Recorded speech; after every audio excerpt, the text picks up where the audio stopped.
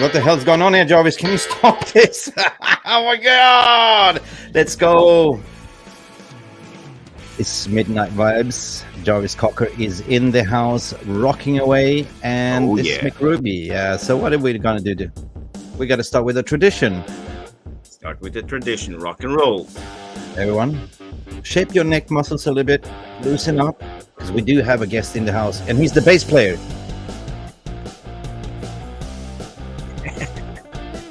I actually play the drums, believe it or not. Okay.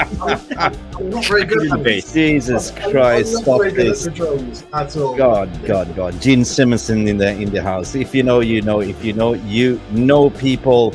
Listen, welcome to Mufc Realist TV. I was not supposed to open this show. This is all down to Jarvis Cocker's Corner. Jarvis, take it away, man. What are we going to talk about today? And please, welcome to the stream, Mr. Stu Wally. It's been a hot minute, sir. Pleasure. Yeah, it's nice to have Stu here as a special guest, and of course the man himself, Mick Ruby. So today we're going to cover some transfers. We're going to interact with the VAR room, and of course we're going to have some rants from Mr. Stu Wally. Yeah, and you know, before we continue, guys, very important thing, as we don't take dividends. Of course, we take some super chats now and then, and you know, some joint memberships. But you know, press that. You know, you have a lot of buttons down there, and you have a cup of coffee, whatever you're drinking. Press it now, because we'll be back in 10 seconds after this. Not commercial, but it's like an intro. Let's do this, guys.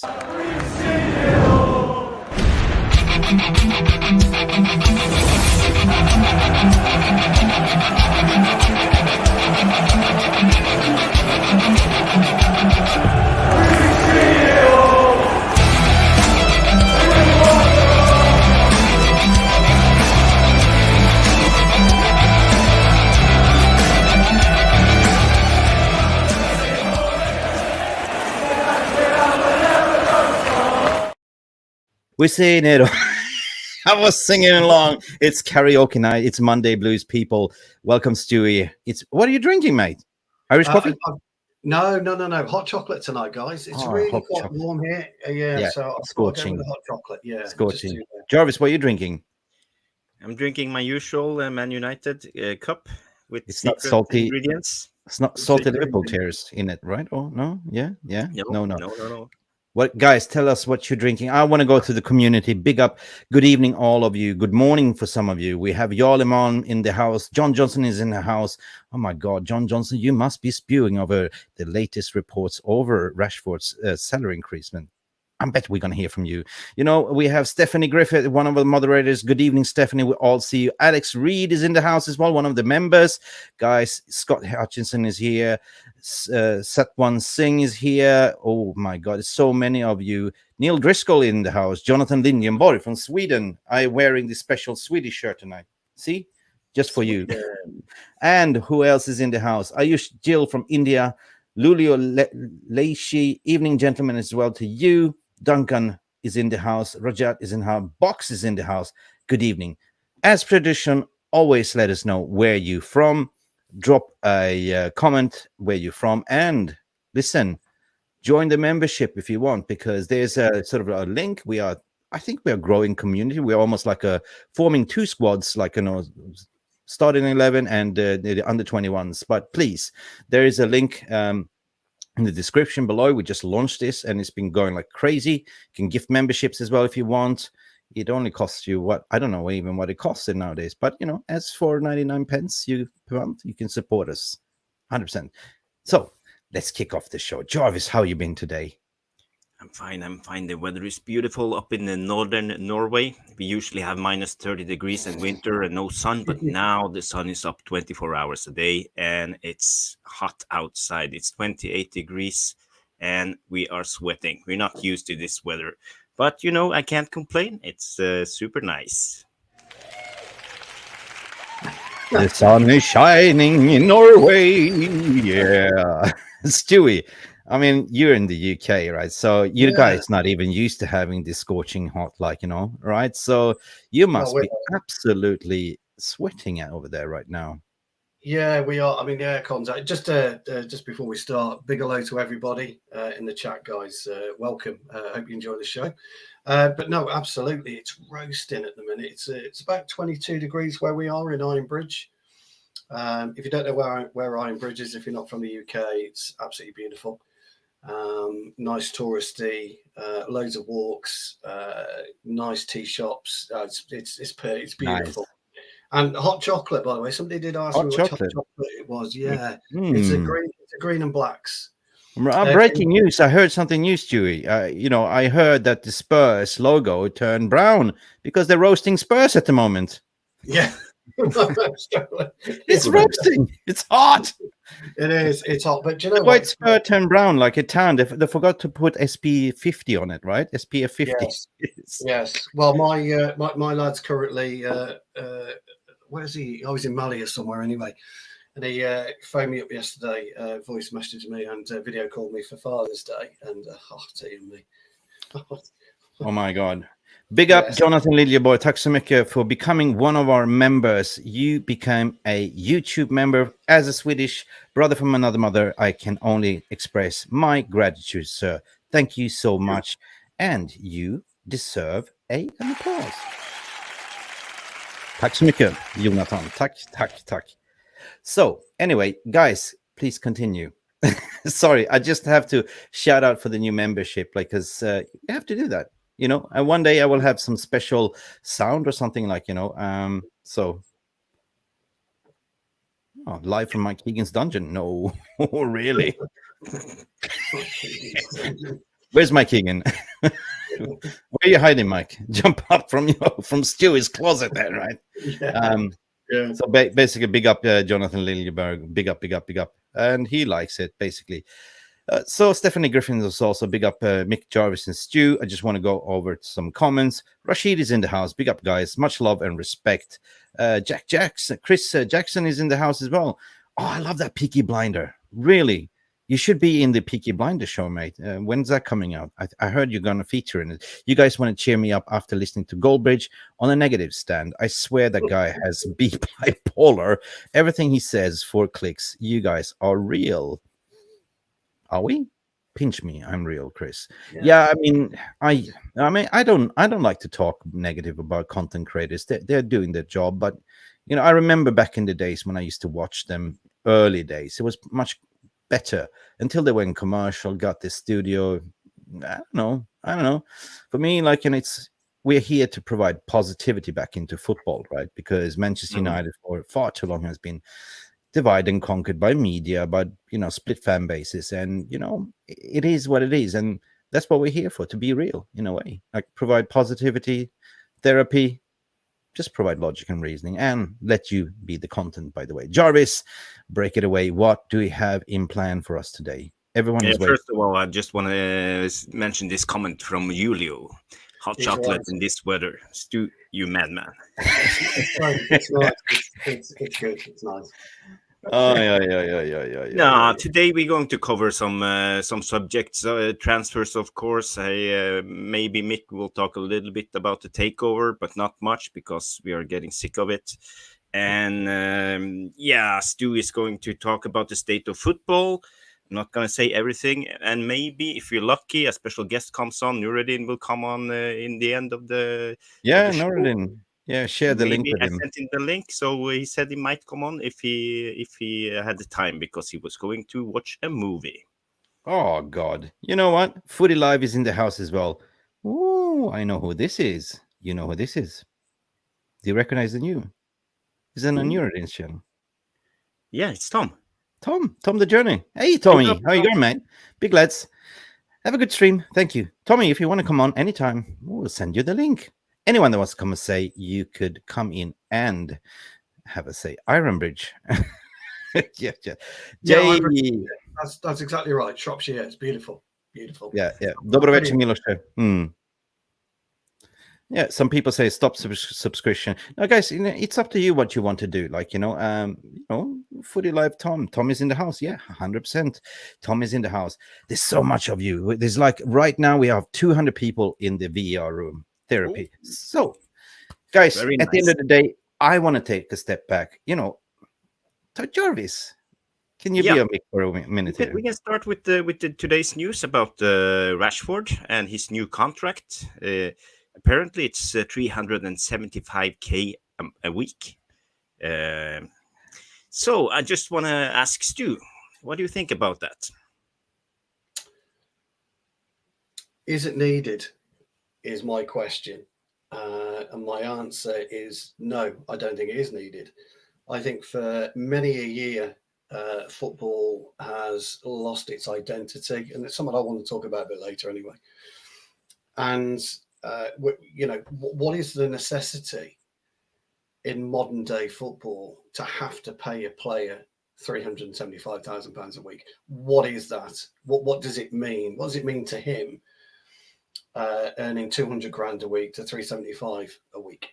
Now, that may sound a little bit stupid, and some smart arse will tell me it's 175 grand extra a week in his back pocket. But when you're earning 200 grand a week, that extra 175 means absolutely zero to you. It's an irrelevance. Taxes.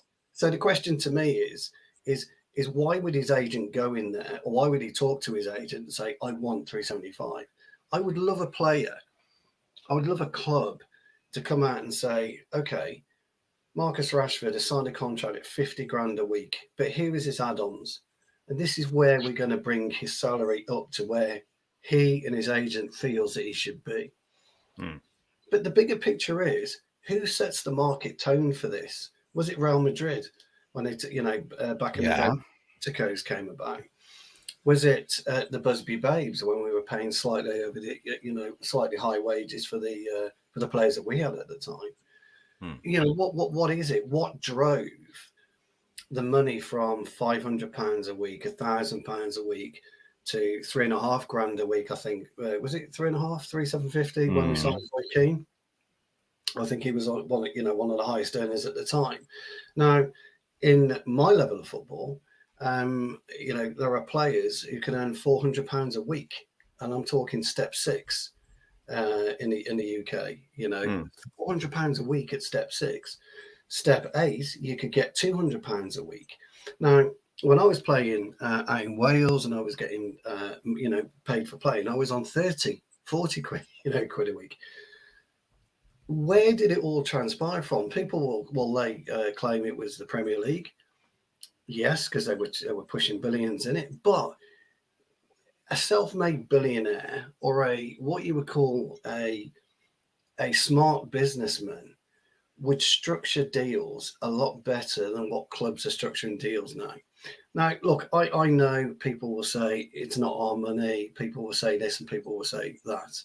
You are going to see the death of football. You are seeing right now, if you go into coaching, if you go and watch your nephew, your son, your niece playing football at a very young age, you've got parents screaming and shouting. Yeah. They're doing videos now. There's a goalkeeper who's got a 6-year-old kid or an 8-year-old kid, and he's doing drills in the back garden, and he's put it all over TikTok. What is going on? And Rashford's deal, right, whether you like him or not, and I don't think it matters what type of player he is, his deal, this is the cancer that's being pushed down to parents to push their young children, and the smile off kids' face about playing football is gone. Now, Mick, I don't know if you're similar age to me. I apologise, Jarvis, as well. I don't know if you are, but when I started... No, I played the game. I know. I refed as well. I've seen how the parents are behaving on the pitch. It's disgraceful, right? Oh, here we go. I've seen even how parents are paying the kids, 100 quid if they score a goal. It's not like, I just been appalled. And there we go. You're bribing your kid to not be a team player. Like, I pay you 100 quid per goal. We got somebody in saying it's a free market. It's not about that. And if you listen to what I'm talking about, it's got nothing to do with a free market. What the fuck are you on about? It just goes to show the lack of intelligence that you get with people. I'm sorry, Mick, to be... No, it's okay. It's true. You've got to start thinking about the bigger picture. If you want your club to survive, look at the clubs that haven't survived. And Mick and Jarvis, you'll know all this. Bury, stalwarts of English football. Look what happened to Wrexham. Forget where they are now, but look what happened to stalwarts of English football. See, he's like that again. What the TF you want about? if you can't have a sensible conversation debate, don't bother being in the chat, mate, because it's not what it's about. And so for me, that's where I sit with it. I don't agree with it. But that's opinions. Everyone has entitled to opinion. I mean, a VR room is there also for entitled for opinions. But you know, like everything else, business changed, the landscape changed, the world changed from the 70s to the 80s to the 90s. I mean, you used to just rock up, have a cup of tea and a fag and go out and play ball, right? You used to get paid peanuts, right? Nowadays, it's all commercial. I mean, one thing that you failed to mention, Stu, is from an intermediate perspective, players do not only earn money on the wages. That means bugger all, right? Because they have image rights, they have PR, they have social media incomes, so they're earning big money. But you have to look at it as well. A player's career is very short.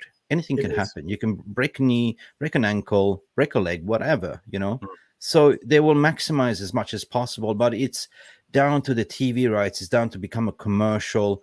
Football used to be for the people, right? So where the money is, this is where the players unfortunately are following. They're not coming for the badge. They're coming for the big payout.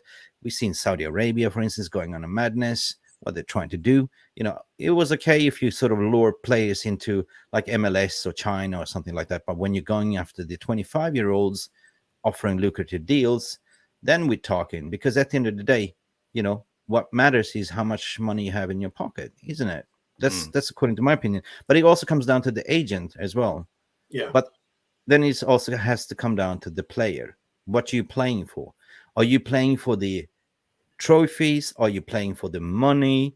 What are you playing for? So that, according to my opinion, the football landscape has changed, right?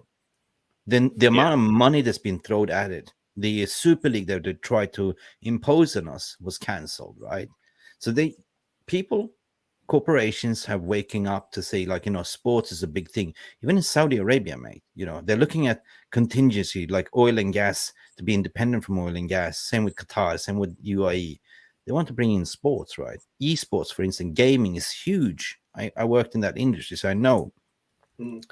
So everything's been corporate. I worked for a very, how would I say, for 20 years, it's been like, DreamHack festivals. Have you heard of it? Like, I'm not going to mention names, but they got bought up by a big corporation. And now it's just like play, but no game. It's more of a corporate, and then felt it lost its identity. So similar things, like, it's been taken over. But it is what it is. I mean, football will always be football.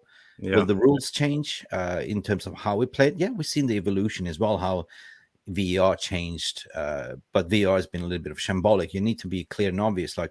And if you're not watching football, some people over in US or some people that are not following soccer say, why would I watch that sport? They just roll around, you touch him and you get a foul, right?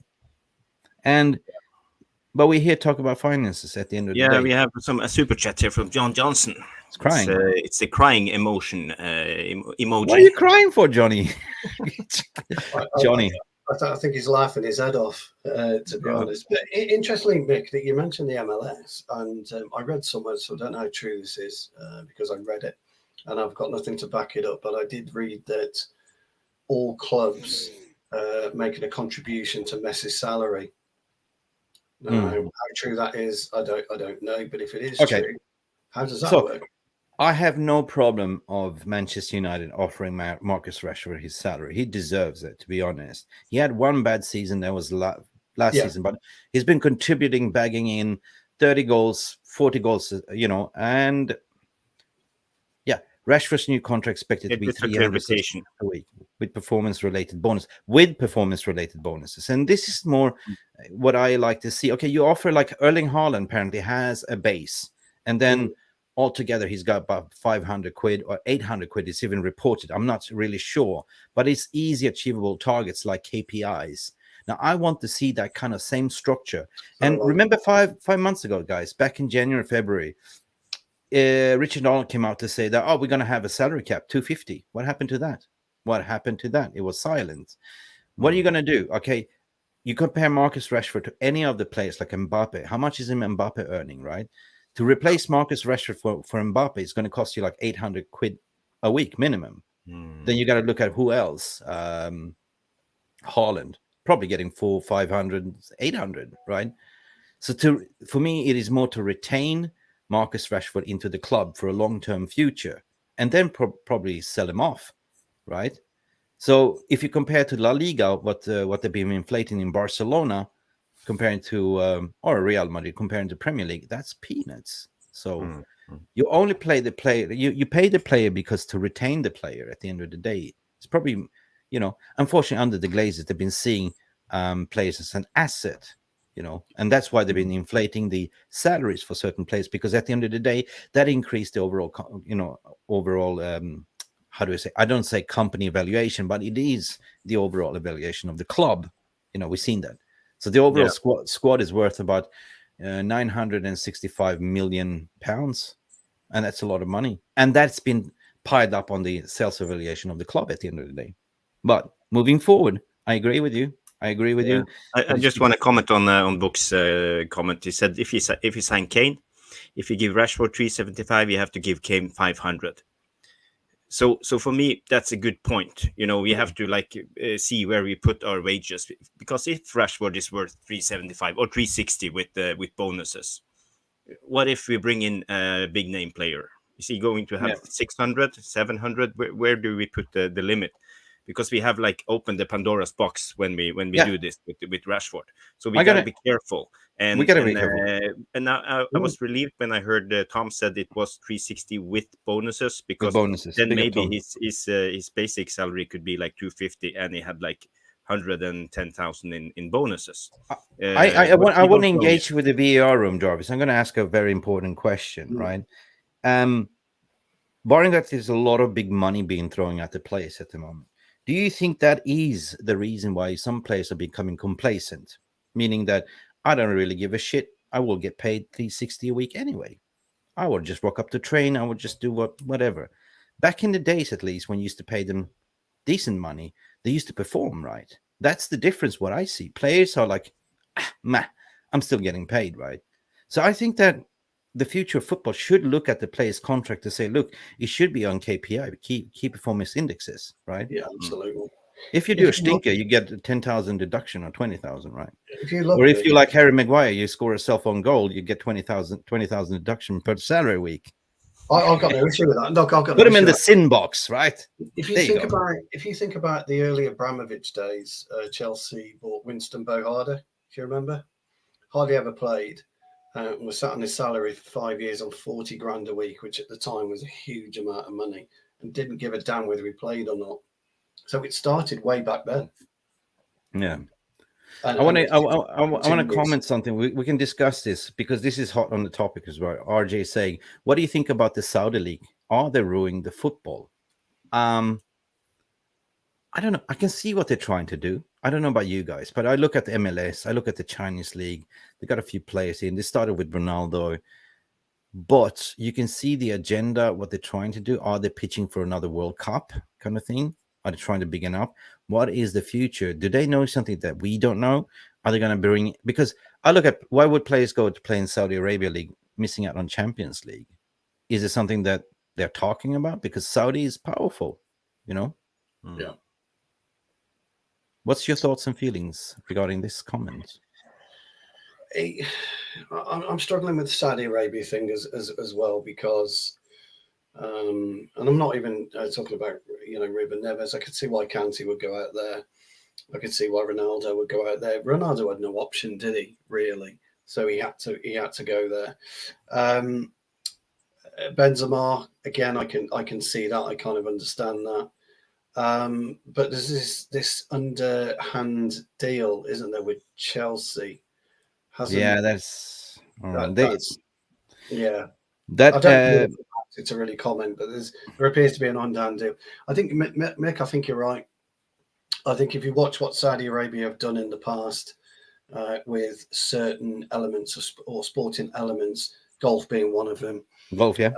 Yeah, they're trying their very best, aren't they, to kind of move out of this so-called sports washing tag that they've got, and they're trying to open the doors of Saudi Arabia to global sports, global opportunity. They may or may not have worked out exactly what they're doing with relation to oil. People are talking about it's going to give up, etc., etc., etc. Nobody knows. Maybe they're forward thinking. We look. I work in the automotive industry. I'm quite comfortable that won't be an issue. And so maybe what they're trying to do is just say, look, we are a friendly country. We've had our issues. We've got our issues, and we are trying our very best to eradicate those issues. And by opening up this global league, where the only way they can do it, Mick and Jarvis, and you'll know this because China did exactly the same, was chuck copious amounts of money with it until the Chinese government turned around and said, that's not happening. You sign a player for 60 million, the tax will be 60 million. But it won't be, because by all accounts, this deal is backed by the Saudi government, isn't it? So that won't happen. Do I like it? No. I think if you're a player at, and this is the important thing really, if you're a player at 22, 23, you'll say Wilfried Zaha, for example, and you've got a chance of 50, 60, 70 million quid over 3 years, he's going to jump at the chance. And I think there's a finite group of players. Romelu Lukaku may fit into that bracket. Zaha may fit into that bracket. Neves, I didn't think would fit into that bracket, so I'm quite surprised about that. But there are certain Chelsea players I can see moving across. Not even before this deal was announced, I could see a certain group of players moving across. Would Anthony Martial be interested? Probably. Oh, yeah. Because where's Martial going to go? Okay. So when you look at it from that point of view, yeah, I can understand it, but I don't like it, Nick. Not at all. I don't have, I'm going to put another perspective to it. I don't see a problem in it. Why should Western Europe have the privilege to, be the one to be like, the elite league, or, why can't we just see a transformation and change? And I think from a perspective in the region, in the GCC region, which is the Gulf country regions, they are far more competitive in terms of hosting events. Like, you've seen Dubai competing against Qatar. Qatar didn't want to share the World Cup with any of them. It was just only sole Qatar. You see Bahrain, Abu Dhabi is hosting F1, Formula One racing. So it's more to be attractive events to the region, right? It's more to sort of put the Saudi Arabia on the map as a transformation and change country. You have Mohammed bin Salman, which is quite, liberating. He's trying to liberate a lot of things, like, giving women more rights. Women are driving. It's more open, freedom, opening up. Sports is becoming one thing that people are associated with. People love football. People love sports in general, and that brings people together. But there's a dark side of it, and that is always somebody's profiting. But it is like, beggars cannot be choosers, right? We are the consumers on the game. Yeah, we watch the game, we love the game, but as long as they don't take the game away from us, so it becomes like a billionaire sports club Squid Game. You have to pay massive big bucks to get subscriptions, so go to the games, pay $1,000 to go for an FA Cup final. That's ridiculous, right? Because back in the days, you used to pay 50 quid, 60 quid to go to a game, right? So I throw that, but on the other way, sorry for being a little bit dyslexic, I'm just warming up. It's also a perfect opportunity for Deadwood Graveyard for us to say, like, because we know they're going to pick up some players from the Premier League, so why not send Harry Maguire over there? They will pay big money for them anyway, right? And that's a good strategy, similar to what Todd Bowley is doing right now. He's in a little bit of a big trouble. Yeah. The interesting thing, though, guys, is, what's the pot of gold at the end of that particular rainbow? In Europe, it's the Champions League, isn't it? Now, are they looking to make sure that they get 2 representatives in the World Club Cup, or the World Cup, what it's going to be, which starts in 2 years' time? Because at the moment, there won't be any representative, will there, for Saudi Arabia? So where do they go? What's their pot of gold at the end of their rainbow? I'm wondering. Okay, Neil Buckard, third podcast I've been seeing with your guys, and you still don't respect people with an answer. I don't really understand, Neil, because we are here and you are the VR room. So can you please formulate yourself, and we will try to better understand. We're here sort of discussing within each other, and you guys are the VR room, and whatever you are saying, we will bring it up. And sometimes we cannot follow every question, Neil. So please, Neil, with all due respect, I need really more substance to your question so we can actually follow up on that, sir. Thank you, guys. Yeah, sorry for via room. It's not that we are neglecting. It's like there's like 300 of you in the chat. It's almost impossible to follow up everything when you're having a discussion within us. But at the end of the day, we will not neglect you. You are the most important people, right? Yeah, we have a super chat, Mick. Okay. Show, yeah. Nick, hey Nick, Tannehill from USA, I guess. Question: what are the top three indicators Qatar have won? What are the top three indicators Qatar have won? I'm trying to understand your Rio question. Ferdinand. Rio Ferdinand?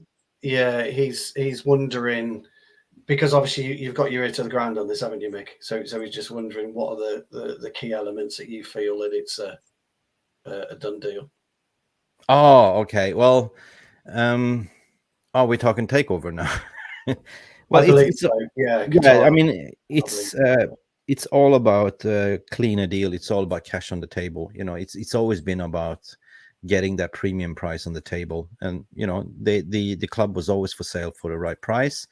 Another thing is that if you look at Sir Jim Ratcliffe's dithering, constructing different deals, not leading to a one-time payment, is more of an installment, sway the mind. And also there's been some challenges from the minority stakeholders that, you know, they're going to challenge this in court and vote of no confidence, and another thing is also what plays a major part is the, you know, what Qatar is kind of have offered the Glazers to do continuous business in terms of broadcasting rights, bringing NFL into Qatar, you know, hosting certain broadcasting in US and stuff like that. So everything plays a part at the end of the day. But the most indicator, what I would say, is the overall premium price that they're getting, because remember the 69% is Class B shares, and you know, if you're paying a premium between 32 and 38 bucks, you walk away with a quite nice profit, and it's Cayman Island registered, meaning tax-free.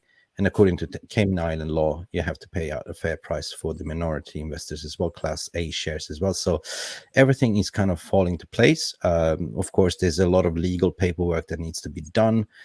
Some people are tired, 7 months in the making, but it's been far more the most complicated sales of a multi-dollar deal. So according to me, it's going towards plan. Then it's well known that the Glazers always take time, especially Joel Glazer. He's well knowing that he never takes fast decision. He likes to think about it, while this has been causing some delays. So that is kind of three indicators. And I think at the end of the day, worth to mention is they had enough of the shadow bidding process. It's like you playing blindfold Texas Hold'em poker with the blindfold. So they basically took off the blindfold, said, I'm going straight to the horse's mouth. You, Rain Group, anyway, you get a commission on the sales anyway. So I'm going to go speak directly to the Glazer family and to say how much, what is the price? Bam, here you go. So it's also been a strategy to wait and let Rain Group doing the hard, heavy lifting. And you always knew that once you had Qatar or, you know, a rich country on the hook, you know, they don't want to sort of give you the money straight away. You know, anyone likes the terminology free, right? Cheap, right? At the end of the day, even if you have like, you know, 100 quid in your pocket and you're going to buy something, I go to Jarvis and say, like, you know, I'm going to buy you Apple. It's like, you know, that the Apple is worth $2, but Jarvis knows that I have 100 quid in my pocket and said, no, I want you 100 quid, you know. So you meet somewhere, like, you know, in certain ways. And yeah, money talks at the end of the day. This is the sport. And we don't know what's installed in the future sport, like, you know, what Premier League is going to have in mind, talking about the VR glasses, and the Tate is in the house. And the Tates. Reuters, the business sector. Yeah. And by the way, Ariban Sen, you know, versus the British media, it is like I posted up a little bit of a satire, like, you know, if you remember Spaceballs, your Schwartz is bigger than mine. Right. Yes, I know. That's an old film. May the Schwartz be with you. Yeah. So it's a little bit of a battle between, you know, the financial institutional papers that's been around for quite a while, it's getting exclusivity, versus the British media, sports journalists, writers that, in a way, I can understand. They have a not editorial freedom to write. Once they go with the story, they have to stick with it. and press it and double down and double down until you see that all of a sudden they will do a 360-degree and say, oh, it's done. And I don't think that they will get the exclusivity to break it. It will be a Bloomberg, or it will be a Reuters, so it will be sort of an interview with the major sports, Al Jazeera or something like that, some channel, right? So yes, Alien Tenno has spoken. Me too. I'm bored of this crap as well. Absolutely bored. We all are. We all are. We all are. Just going back to Ranjit. Ranjit did ask a question. He kind of came back with his thoughts on Ranjit. What I was saying, pal, whether you heard it or not, was what makes a player worth 360 grand a week, 375 grand a week? That was the question I was asking and answering at the same time. I'm not saying you're right. I'm not saying you're wrong. That's what I was. And if you can tell me what makes a footballer worth 360 grand a week and it's compelling, fair enough, pal. So, entirely up to you. That's all I was saying, mate. No, that's fine. I mean, you know, everyone is entitled for opinion. That's Realist TV, right? We like to be real. Yes, we like you to be you. And that has always been the core motto ever since I started this channel. So as long as you're civilized, be nice to each other, like, you know, don't be rude, don't be that, you know, and don't rock up naked. We are fine. We're good to go. Damn, I like rocking up naked. Oh, Jesus Christ. I don't want to see you topless, mate. You didn't tell me this. I couldn't turn up naked. Get out of here. No, I'm absolutely bored to my teeth regarding this takeover saga. It's been draining for everyone, and yeah, even for myself. Like you spend so much hours in chasing. It's been 10 months according to me, though. But at the end of the day, I want to do something that normal journalists in the British press don't do, because they have an agenda. We've seen that. I mean, I don't want to talk about that. At the end of the day, we just have to wait and for the full announcement. That's it. But that leads to another thing, which is another thing that's the press is coming out to say, oh, this is going to spoil Erik ten Hag's season, transfer season. Oh, he's fuming, he's angry. How do you know? Are you a fly on the wall there in his office? Do you hear his Dutch swear words? What is he saying? Goed voor gaten get. I don't know, man. But the thing is, we still have money in the transfer market. We still the international window is not opening until the 1st, right? There's like 15 more days, something left to go. It is freaking normal to have pre-agreements, right? But you don't start doing transactions right now. For me, it's all like paper talks, a lot of pre-building. Kim Min-jae, yes, Kim Min-jae. Manchester United has spoke to his agent. Manchester United has also worked on this personally. So has, you know, Bayern Munich, right? So now everyone is getting panicking and writing, oh, he's going to go 100% there. We don't know yet. The release clause can be triggered, and then it's coming down to Kim Min-jae. Where do you want to go, son? That's it, right? Yeah, it can be a negotiation tactics from his agents and team just but to press wages. Here's what's pissing me off, right? Here's what really pisses me off, what everyone is falling for, right? Ten Hag has sealed lips ever since the last transfer window. It was closed, shut door, no leaks coming out. The press is just guessing. Take an example regarding the transfer budget. You know, they were saying, oh, we only have 100 million. How much did we spend? 250, right? We don't know who we are linked to. We know the clear and obvious, Højlund, right? Okay, Højlund. We know that, right? That's one thing. But the midfield targets is totally shot, right? So everyone is now linking, oh, Mbappe, well, crazy money here, but we cannot afford it. Same story was the last year. If you just go back in time, same, we cannot afford it. What happened? We got like, we got in Anthony Dos Santos, 100 million. We got Casemiro. It all happened at the very end of the window as well.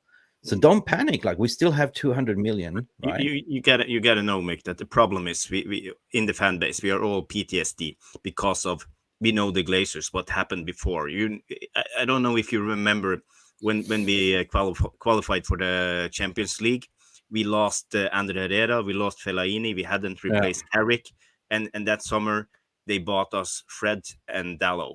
So basically, we know what can happen in worst case scenario. So I understand that people stress this out, but we gotta just wait and see. Yeah. We failed to mention Andy Tate's comments. Agent Rio Ferdinand also come out to say, so basically the Reuters are battling, downplaying Rio Ferdinand, Rio, come on. Rio doesn't need cloud, right? He runs 5 for 5, vibe for 5. He's a pundit. He's got close connections with the club. He's an ambassador for Travel Qatar. Come on, man. And then you try to downplay the most credible sources as well. In Arabian business as well, it's a Dubai publication. By law, they're not allowed to publish any fake news, and they have to seek approval, right? It is out there, people. It is up to you to decide at the end of the day. Should we just move on from this takeover? Let's do that. I'm looking for certain comments. There's so many of you. Big up to all of you. I was wondering how Rashford's new contract could be sanctioned with new owners in place, yet does not make sense, guys. Chris Breeze is in the house. Welcome. My first time I see you. Welcome to the club. Mancunian born. I really respect. So, guys, question here from Chris. I was wondering how Rashford's new contract could be sanctioned without new owners in place yet. Doesn't make sense, guys. Thoughts? Yeah. Well, the business is still being run, isn't it, by the Glazers? A takeover will not affect your day-to-day business until, as Mick has so eloquently put this for the last 3 to 4 to 5, 6, 7 weeks that I've been involved with this channel, until everything is signed and sealed. You know, people are speculating, and rightly so. I think Jarvis is right about the PTSD, and we're all fed up with it. But business has to continue until somebody tells you that the Glazers are gone and X, Y, and Z are in. As Mick is also right, there is money still available. There is money within the club, and they will use that to structure the deals. If I'm not mistaken, though, guys, and correct me if I'm wrong, haven't we just had the replacement for Matt Judge join us maybe 2 weeks ago? Yeah, we did. A gentleman called Matt Hargreaves from Adidas. Right. Spent So 14 years needs with Adidas. So Last 6 years, he he was chief negotiator for the sports marketing sponsorship department. So this guy, he knows what he's doing. He's in business. He's there to negotiate the ins, the outs. And my God, my cat is terrorizing outside my window. Can you hear him? So with him being there, there will be any business knowing that they're going into certainly in football, knowing you're going into the summer, will have provisions, and all this will be in place anyway. So it won't be a problem if we want to go in and do it. But as you guys have quite rightly said, why rush? Unless Ten Hag has decided I want players in on a certain date, and they can't join till July 1st anyway, can they? I want them Guys, I have to break the tea party, but I had to take a time out because of my beautiful cat is outside my window, which is just out here. And if you can hear him, he goes, meow. Yes. Let me in, you bastards. I know you're in there. Hang on a second. I'll be back in 5 seconds. It's okay. I can bring on the next topic. I wanted to discuss about Harry Maguire is going to be sold this summer, apparently, and most likely. So then we're back to our reserve captain. That's Bruno. So the question is Bruno going to be the captain next season, or should Ten Hag make another choice? And my question is to the VAR room and to Stu. Please shout out your captain options. Oh, what did I miss? What did I miss? Who's the captain for next season? Yeah, who will be captain for next season if Maguire is sold? Because Ole Gunnar Solskjaer is reserved captain, and Maguire and Ten Hag can make another choice if you like.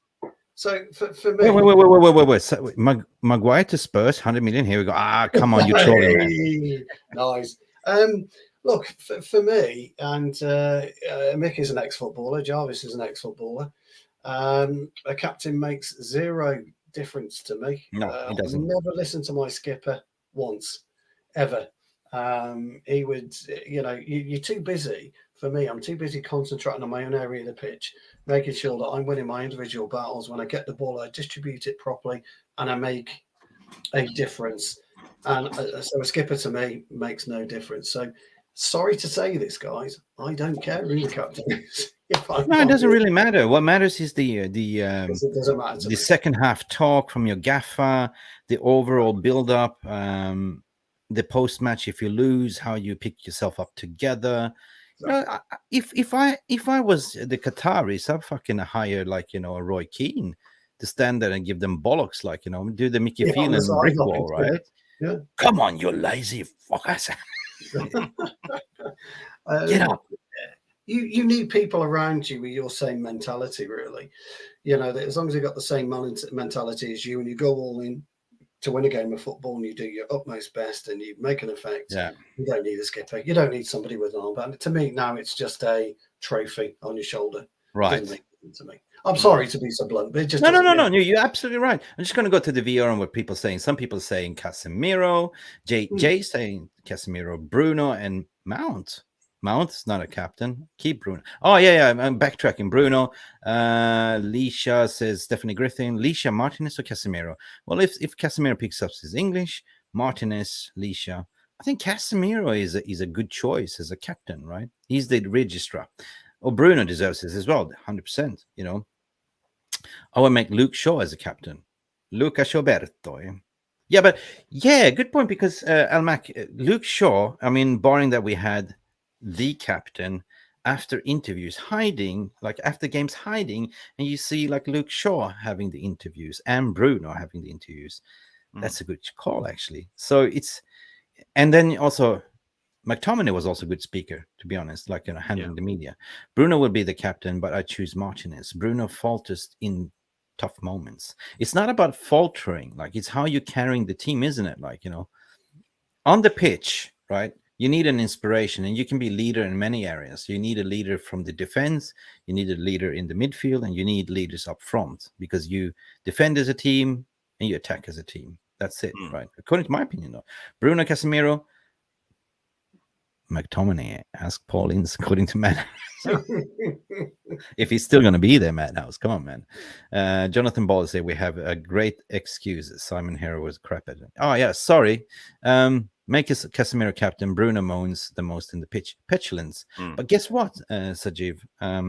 Petulance is not a bad thing. He's Portuguese. He's got the Latin blood, right? Of course you're going to give them bollocks. Trust me, I'm half Serbian, like, you know, or Serbian, like, you know, we do the Mitrovic. What? You know what I mean? Yeah. Get sent off for 8 matches, but it's passion, right? And Mick, for me, I would say a captain is a player who have the respect and can talk to everybody inside the hierarchy of the team, both the first teamers and the reserves. And especially, it's good to have a good captain if you want to bring up the youngsters. So for me, we need. I would like a captain. I don't need a captain that shouts and make a big scene on the pitch all the time, because for me as a player, that was just, you got tired of listening to him all the time. I'm going to make a point here first. A calm, grown man who can listen to you and understand and help you to be better as a footballer, 100%. And solve every conflict inside the group. For me, this one player who I would like, and that's Varane. I heard that he's well liked in all camps, and he has the leader ability and skills. So if you're going to choose someone else than Bruno, I would go for the Varane. But true. I mean, you know, I just have to translate what Milos Mitic is saying from Serbia. He's basically saying that in the past, like, you know, Maguire just got the default by Manchester United, but he didn't deserve it. Like, it was basically Ole Gunnar Solskjaer gave him, like, here you go, right? And it stayed with him. Maybe it was something in his contract to say that, you know, you cannot strip it away because it's been weird. And Madhouse is saying Frankie de Jong should be the captain. Oh, God, yeah, bring on Frankie. Don't get me started, right? There's a couple of great points, actually, in the VIO room. But a lot of the lads have pointed out some great leaders. 100% agree. You know, Brian Robson, Paul Ince, Roy Keane, Steve Bruce. These guys are brilliant leaders. Eric Cantona. But look who was in the team with Roy Keane. There was Paul Ince in there, wasn't there? Yeah. There was Stevie Bruce behind him. There was Peter Schmeichel behind him. Great leaders themselves. And that's my viewpoint, you see. So when I look on the changing room, when I was playing at Shifnal Town, Midlands Prem, I'd look around and I think, yes, brilliant. Solid players, solid men, good men, hard men, calm men, and would help. Jarvis makes a really good point, and you all make great points about those particular players, because everything you've described is what I'm trying But to. what is leadership? Leadership can be lead by example. Leadership can be by mentorship. Leadership can be so many ways, and that's why you always say you have leaders on the pitch everywhere, right? It's an John interesting Johnson thing. has a question for Stu here. What we're talking about? This is what I was talking about. No, he's absolutely right. The types of players he's talking about are great, but they also had great players around them, didn't they? If you look at the great Manchester United teams, you had great players around them. Peter Schmeichel would argue with himself, which is great. That's the type of thing that you want. You know, I remember playing in a game once. I was playing centre half. I played the game. Yeah, we conceded a goal from the left. It was absolutely nothing to do with me, and you know, the keeper blamed me, and I'm just like, yeah, whatever. You just get on with the game of football. If you're going to tear me down to something in particular, if I'm looking at a great leader, if I'm in the change room with you guys and Mick's our skipper, Jarvis, you're right. I'm not looking for him to. He can have a pop at me on the pitch all he likes, and Mick will know that it's going to go in one ear and out the other with me because I'm concentrating on the game. But if he then comes in and says, Stu, 2 minutes, mate, listen, for this particular period, you were 5 yards out of position, and I tried to tell you, you didn't listen. Just think about it for next game. That's what I call a leader. I don't need anyone sticking their arm around me, not humiliating me, not to try and make a point, but to come in and talk to me. And I'll be sorry, Mick, I was just too focused. And Mick's going to turn around and say, I get that, mate. Yeah, I get that. I understand that, but just have a think if you know, for the next game, what am I going to do? I'm going to start thinking a bit more about it. And that's for me what I consider to be a good leader. because it's nothing more simply. If you never play football, just flip it around to work situation. That's exactly the same, right? You know, I worked in VP positions. I've been director, global director of this and that and that. And, you know, my job is to create the strategy, right? But I hire people to, you know, execute the strategy. So the same thing on the pitch, right? I hire a manager, or in this case, like a gaffer, to transfer the message through what I want, because I don't have time to address 24 people at the same time on the pitch and stuff like that. So the captain is there to carry on the message from the gaffer. That's how you can translate. Now it's up to you if you want to listen or respect to the captain or not. But when it comes to play, of course, you have different formats, is what I'm trying to say. Like, you know, one is leading the defense, one is leading the midfield, and then you have a cohesion unit, like the striker. And on the pitch, that's how it's operate. Yeah, we do. I mean, I would look after the defensive unit and to an extent the centre midfielder as well, the defensive holding player and the goalkeeper. So I'd be that conduit. I mean, you're absolutely right. But I would class myself as just, I don't want to concede a goal today, so this is how we're going to go about doing it. And we're talking all the time. We're concentrating. We're talking. So I haven't got time to listen to other people because I'm concentrating on what we're doing. And that's all it is, really. But why should, I mean, I question this. Almac saying the captain should be the first choice player, plus the player that is generally available for the selection. Does it really have to that you have to pick the captain every single game because he's the captain? I don't think so, right? I mean, did Maguire play every single game because he was the official club captain? No, he didn't. And this is what I like about Ten Hag. He doesn't give a shit. Like, you know, you have to earn your spot. And we should have a captain like Roy Kent in Ted Lasso. Yeah, Roy Kent, Ted Lasso. Don't forget, lads, if you know what? I think that character of Roy Kent is actually a character of Roy Keane. I think he's modelled on him, isn't he? I think you're right. Yeah. But by the way, boy. On captains, by the way, I don't know what it's like in Sweden and Denmark, but in Italy, for example, it was the eldest player. Yeah. So it's your age. You would skip it purely on age. You wouldn't skip it for any other reason. So All right then. Any further thoughts? That's a very, very interesting conversation. Everyone is engaged. Everyone say, okay, I want this and that. But at the end of the day, as long as the freaking team is performing, as long as we're winning games, I have no issue who the captain is. As long as you come out, you speak to the fans after you lost or after you won, you know, not like a Harry Maguire. Hiding. No, Jesus, big up. Regarding Saudi Arabia, like, you know, and Todd Bowley and his consortium, part of his investment is Saudi Arabia as well. So now you're seeing people are looking at it saying, hang on a second, now you're selling off a lot of players to Saudi Arabia. What's the link here? Not good enough. So, but it opens up the door in terms of our outs. You know, we need to sell players, right? And yet here again, I think United is keeping a very, very closed door, right? Nothing is coming out. You don't hear anything. I mean, I was thinking right now regarding the striker situation, right? Of course, we've been linked to Mbappe's and 150 million. What's his name? Okay, it's getting late. Napoli, Osman, Ozzy, Yeah.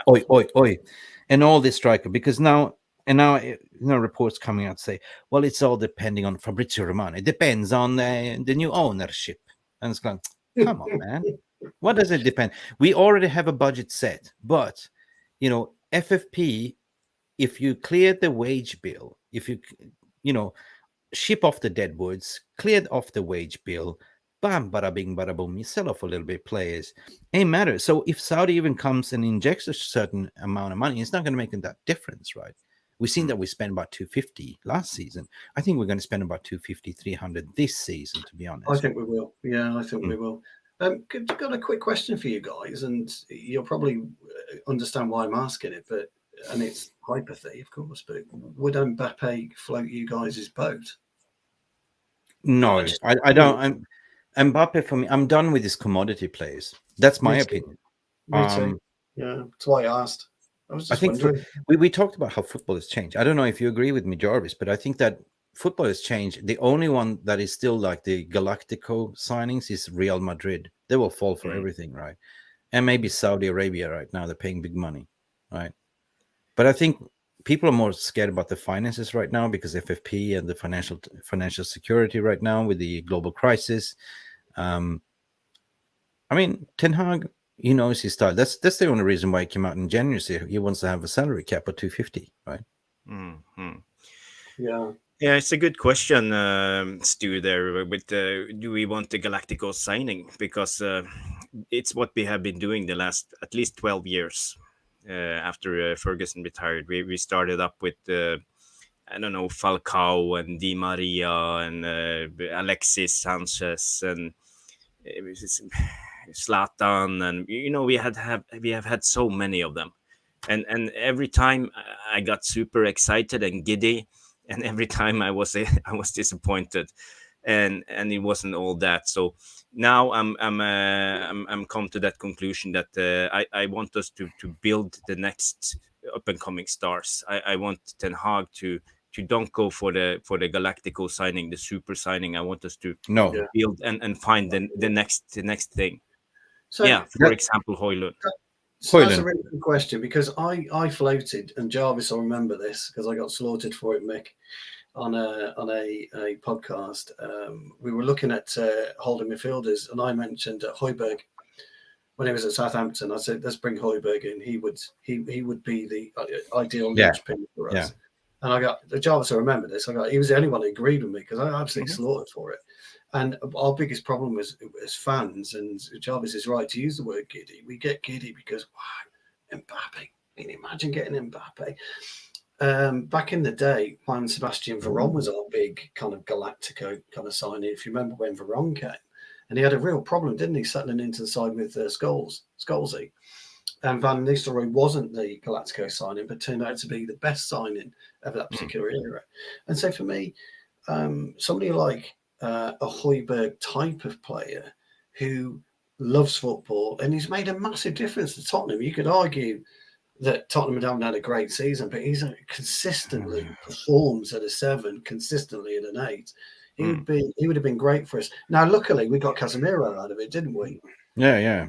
We didn't get Højbjerg, and we might not have got Casemiro if we got Højbjerg, so it's one of those. But I'm with you guys. I when people have said about Mbappe, my lad who's 22 is like, wow, this is great. Mbappe, could he come? So it's someone you don't want that kind of player with us, and it will be a bad deal if it ever happened.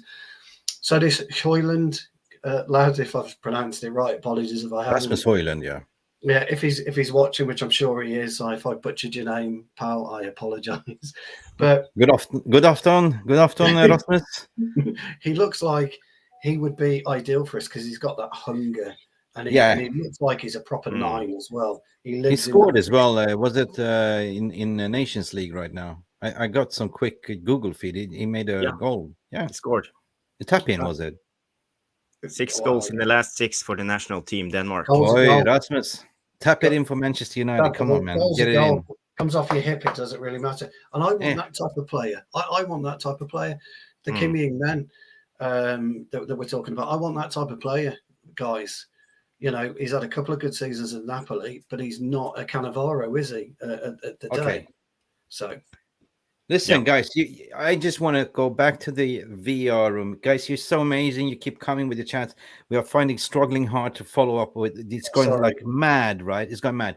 But listen, I have something to say, and I'm going on a rantian right here. So don't just stop for a while. Think. It's called silly season for a reason. The transfer window hasn't opened as of yet, and yet the you're falling for the trap here, right? We don't know what the targets are of Erik ten Hag. Media don't know that either. They're spinning stories left, right, center, playing on your emotions. And you're throwing your toys out of the pram. Oh, shit, we're not going to get Kim Min-jae now. Or, shit, we're not going to get this. We don't know anything. I'm telling you, they have closed the door. Ten Hag has his plans, right? So who are they to write that he's furious, he's pissed off? What? Have you spoken to him? Have you been in the same room, right? There's a lot of rumor mills and speculations. And anyway, this called silly season for a reason, right? And we all know that you can go out and talk to, have pre-agreements once the window is open. It's long. It's 4-5 weeks, right? Nothing is that as fluent, right? Of course, we heard reports that he wants to have all the players in before preseason. When will it ever happen with Manchester United or any other club that you get all your players in for preseason? Players going to come in as we go. And even the senior players will have holidays. So they're not going to go on preseason either. They're going to come back and train, right? It's been a brutal season, right? You got to think of that. People played, what, World Cup in the middle of winter. Now they're playing the Nation Leagues Cups. Give them a break, right? Yeah. So I'm saying that don't fall for it. Like let the media have their say, and at the end of the day, have your sanity, right? Think with logic and reasoning what's going on, right? Even if the problem even if sorry, but the problem is it always go back to the PTSD and Yeah, I mean, we're not yeah. run like a proper football club. That's the problem. The most obvious thing would be to sign Caicedo at the moment and Kim, but we don't know what's going on, and suddenly we are linked with the Mount, and suddenly we are linked with Rabiot, and then we have Caicedo who is like a massive but midfielder who will same change as last season, we are always linked with Tom, Dick, and Harry, and who benefits from this? You generate stories to make clicks. That's the thing, right? And you, at the end of the day, as a fan base, you get hurt and you get pissed off. And PTSD, what does it stand for? Post-traumatic syndrome, or what? Yeah, stress disorder. Stressed for, yeah. Yeah. We try to find positive tension, dyslectic. I don't know, man. Yeah. Yeah. Yeah. No. Positive alien tenno PTSD. God, big up to all of you. So listen, the transfer window is opening in about 2 weeks' time. I'm 100% positive that Glaze is going to give up the keys very soon. There's a lot of paperwork needs to be done as well. So it's not something that you want like this. Transfer window is fluent. It's a lot of moving components. Anything could happen. I don't know. I just want Erik ten Hag to get what he wants, what's he's on his list, right?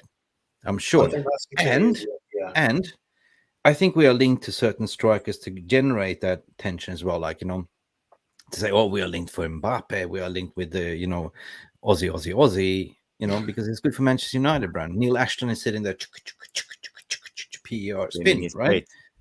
At the end of the day, we know that he's looking for Højlund, fine. But we also have to talk about another thing. What we have to come out and talk to eventually is the retention of number 11. Nobody wants to talk about it. Why? He's still there. Do we know what he wants? Because that is a striker. Everyone is silent. Nobody wants to talk about it.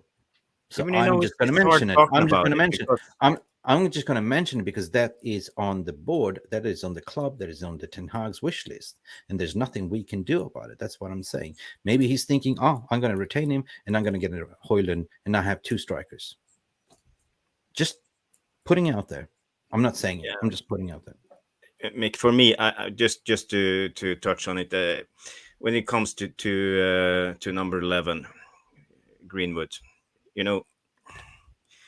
he was he wasn't convicted. He was what do you call it? What's the word? He's free. Acquitted. He was acquitted. Yeah, free. acquitted. Yeah, he was acquitted. But we all heard the tapes, and for me, I have a daughter, I have a wife, I have a mother. I respect women, and to for me personally to cheer him on. I don't know if I can do that. It goes against my values and principles. So even if he was acquitted, I that's don't the know. hardest thing. I'm staying away from my personal mind life. and my logic say if No, you are acquitted, you are acquitted, and everything is okay. I But my totally heart agree. tells But me I'm different. just That's looking, why I'm it's putting it difficult. out there to say he's still an employer, bloody Manchester United club. So whatever they do, they have to do it. They have to have some clarity. They have to sort of come out to say to the fan base, what is your bloody attentions? What you going to do about it? Just put it down the bed. Go on loan, sell him, keep him, whatever. Just come up with a statement, mate. That's all I'm saying.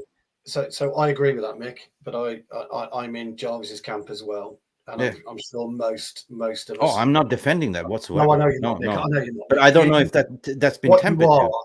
what you are is talking about the green-eyed monster that's facing all of us right now and facing the club. And I don't know what fans will do once that decision is made.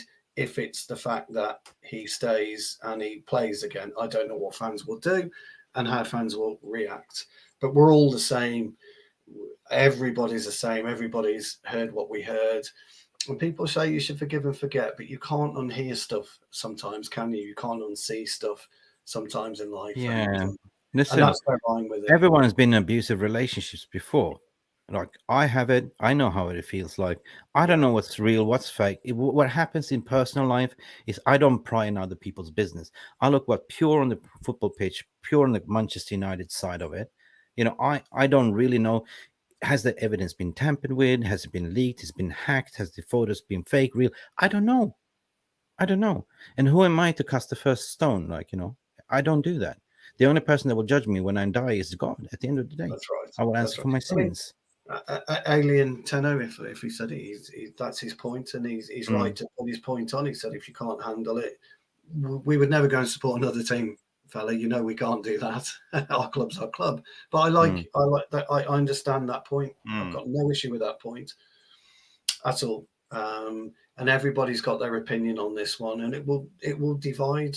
There's 4 other people that have been alleged for murder charges, kidnapping, extortion, still playing the game. Is there a CEO at the moment that's come out? It's been released today that a manager or a CEO or a senior figure has been investigated for rape. But this also comes back to where we originally started, because game has changed. It's all about money nowadays, right? Exactly right. Yeah, exactly right. People talk about a lot of things. People talk about. Listen, hangers on, and it's a difficult area, and it's something that I feel strongly about the way the game's changed. So yeah. But at the end of the day, what I would just want to bring to this stream, like, don't get me wrong, I'm a realist. I'm calling a spade always. At the end of the day, guys, we are not the P&L holders, meaning profit and loss holders of the company. We're not the sporting directors of the company. Yeah, exactly. We are just the consumers of the game. So we don't make the decisions. We're just here with opinions, right? But whatever happens, and I support the club. That's the thing. I support whatever Ten Hag decides to do. But as a fan, as an investor of this game, not that I support the Glazers, not that I, buy any merch. I want to know what's going on, right? Are you staying? Are you going? What's going on, right? And eventually, all we can do is just find out, and we will back it, right? We'll back it. I mean, that's my standpoint. No, it's a very commendable one. The way I think about and feel about Ryan Giggs has totally changed since we hear what he's been doing. Paul Scholes has not been, Nicky Butt. They've all been accused, and there's been allegations of that. And I look at them differently now, but based on that. But my own humble opinion, and I'm not religious, guys, by any stretch of the imagination, but I will be judged by that one person, whoever that one person is. But it's just an opinion. I couldn't, like I say, we've all got girls and women, in our life. And Angie, which is Angie, which is one of our members as well, she says, I don't think, this is coming from a female perspective though, I don't think Greenwood is guilty. The charges were dropped. He's with his girlfriend still. They had a good grow up since he's going to be a dad as well. They're going to get married, have a dad. I don't know. Something doesn't add up to me. And this is what I want to say. The fan base has PTSD. It's been split, divided. There's so many divisions. I do understand, but the way to put it, put it in the bin is to say, like, come out, talk to the fan base, right? We are just the consumers of the game. Plan an interview. But of course, they don't want to do that right now because the main focus is the sales takeover of the club, right? Everything else comes in the background. So I do understand being a Manchester United fan is very, very heavy on us. Right? We have the takeover that's looming over us, and plus we're going into the transfer market. It's piling up the pressure, right? And I woke up today, Monday blues for the first time, saying heavy, right? Heavy. Yeah. But then you got to think positive. You got to think positive, move forward, because you got to see the light at the end of the tunnel. You got to see the forest from the trees, right?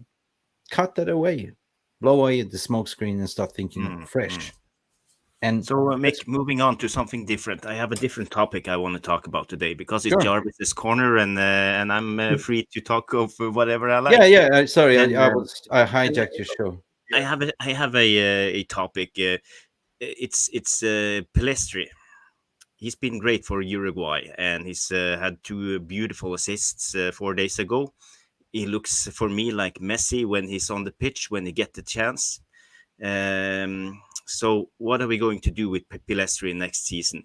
Are we going to You are the dancing queen, young and same, or are we just going to sit on the bench? We're going to keep Pelli. He looks like a super talent. He's so gifted. So I would like to see more of him. He's my future number 10. He will be absolutely dynamic in the 10 role. And based on what you were saying about his Messi-esque, people will laugh and you don't know what you're talking about. He's Messi-esque. I am talking about his low center of gravity and the way that the ball sticks to his feet, the way that he glides past players. He's got strength, he's got agility, and he's got something about him. He would be a monumental 10 for us. I know he plays out wide at the moment, but his position is a number 10. I say we keep him, and I say we give him certainly Carabao Cup matches, early rounds of the FA Cup, and a couple of games within the Premier League. But I say we keep him because I think he's going to be absolutely terrific for us. I'm going to say, you are my dancing queen. It's like tapping around like young and sweet, only 7. Definitely. And this is the thing, right? I'm getting giddy because I'm thinking about the future. We don't know what the hell Ten Hag is thinking. We didn't even know when we're picking our starting 11, right? So how are you going to debunk this? How do we know that he's going to retain some young talent, promote talent as in the midfield, right? We don't know that. Is Pellistri going to give a chance? Hell yeah. I want him 100%. Is Ahmad going to stay? Oh yeah. I want him to stay. Iqbal, why not? Come on. If you look at all that, we have squad depth, right? You got to integrate young players with some fresh, more senior players. And this is kind of the Manchester United way. And by the way, Erik ten Hag's way as well. But the reason why he didn't get played last season, of course, he got injured. He was supposed to go on loan. He got injured, so they couldn't send him on loan. So they kept him. And then Eric got in the midst of like, oh, this is my first season. I'm not going to rotate much. Like, I'm learning this league. I want to finish in the top 4 at least so we get Champions League and then go with next season. So all I'm saying is, in my opinion, we just seen Erik ten Hag painting. Like, we're just scratching on the surface, but we don't really know, what goodies he's bringing, like what kind of acrylic paint he's going to buy in the summer to put on that canvas. And this is what excites me. I want definitely Pellistri. I absolutely. I agree with everything you guys have said. I do like him. It was definitely one for the future, and I think he'll get a chance. I think he'll get a chance, certainly on pre-season. I know it was brilliant. I was laughing at that. I thought it was a brilliant comment. Really good comment.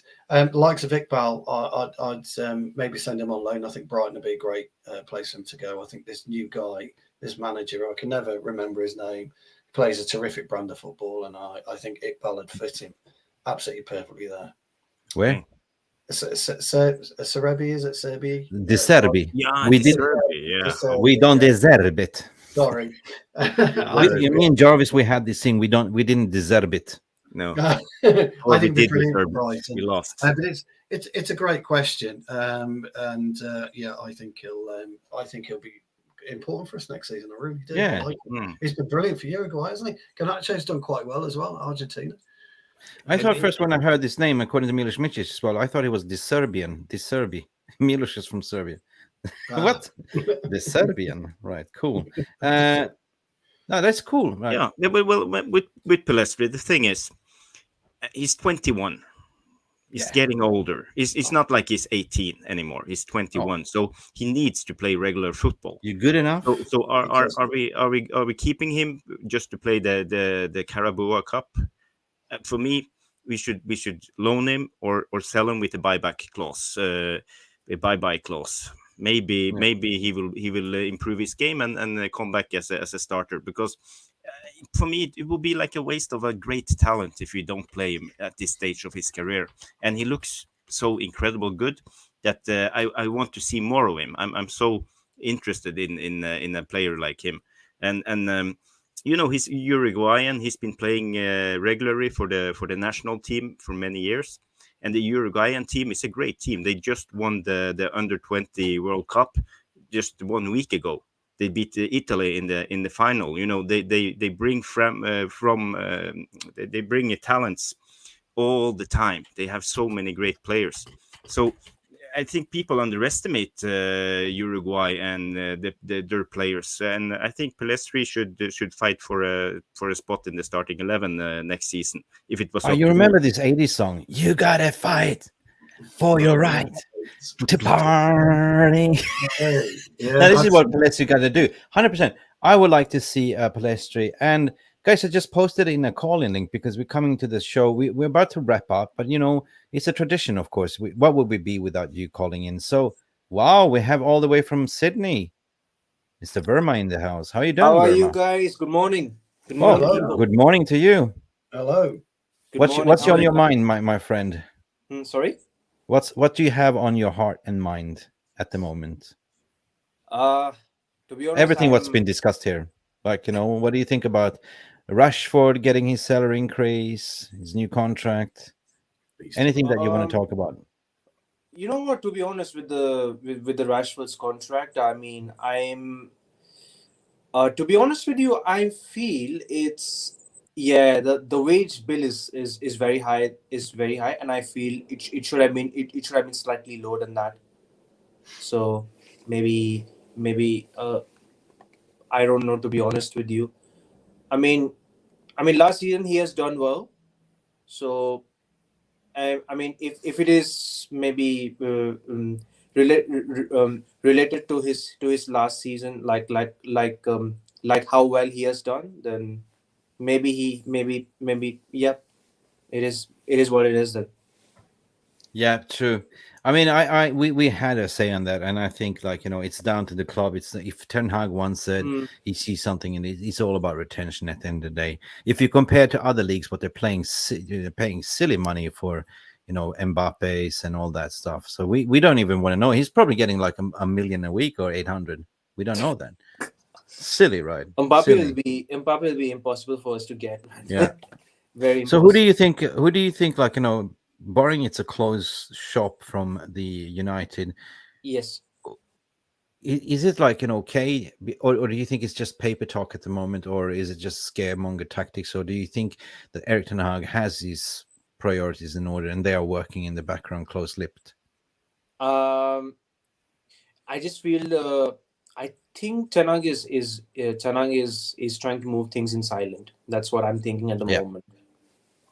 He moves in mysterious ways, to be like honest, YouTube. to be honest, all these Mason Mount talks, I don't believe it in it. I don't believe it. I think it's a lot of paper talk, to be honest. It's exactly. Erik ten Hag is like the YouTube song, moves in mysterious way. It's all right. It's all exactly. Right, all right. He moves in mysterious ways. Who would you be interested in, Sajeev? Who would you want? Who would you want in at say up front, striker wise? Who's your ideal player? Striker wise, for me, I know a lot of people in the chat will be disagreeing with me. I would love to see Greenwood back in the club. I feel he should be given a second chance, and I feel like he should be doing a social services, or maybe some Okay. community work, just for the people to see like what just for the people to see what he's doing in his lifetime. And maybe in coming months, I just hope they just really forgive him for basically what he has done in the past, just in case if you're not being able to also to like get a striker in the transfer market. Højlund, for me, as much as I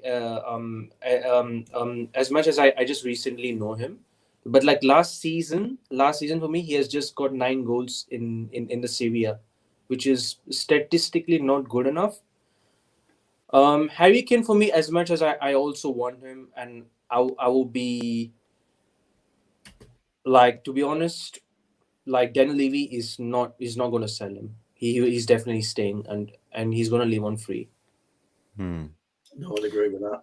There's just one other quick question, if you don't mind, Sajeev. Any gems that we should be looking at in Australian football at the moment? Yes. Anyone that you've seen? Any gems? To be honest, Harry Q, Crocodile Dundee. Yes. Crocodiles Dundee's brother, sisters, nephew. If I'm being honest with you, I don't really watch much of A-League. Perth Glory, come on, let's go. To be honest, I don't really watch much. Maybe just joking. Maybe just and I don't know. I don't know which players are good in the A-League, but there are some of the Premier League players who went there, like Luis Nani has went there. You got Daniel Sturridge as well. Jenkinson, who wasn't good enough for Arsenal, he went there as well. Yeah, that's crazy, man. Anyway, all good. We don't know. We have no Scooby-Doo at the moment. What's going on in the transfer department? The money is there, 100%. Don't believe, because it's been pledged already. No, it's there. It's just that we have to sell the players just to kind of increase our transfer budget as well. So yeah, 100%. Now listen, I think we're not going to do a marathon stream today. It was more for you guys to come in and have a chat, discuss many things that's been going on over the weekend, and that's about it. If there's anyone else that wants to come in, we posted the call-in link here in the chat as well. Also, I think it's also in the video description as well. I think Jarvis is pumping away there in the background trying to post the link. So yeah, he just did. Anyone that wants to come in and have a say before we close the stream, that'd be great, because I am absolutely knackered, to be honest, right? It's been a long footballing season, and didn't you have your nap today, Mick? Oh, I love my naps. I'm like Bruno. You need to have your naps, man. Seriously. Old man. No, but I don't know what more to talk about, more than just be positive. Just keep calm, composed. I have one thing. Yes. Subscribers. Yeah. What did you say? Submarines. Submarine. Yellow subscribers. Yellow submarine. No, we can't talk about yellow subs, can we, today? No. Okay, yeah, subscribers.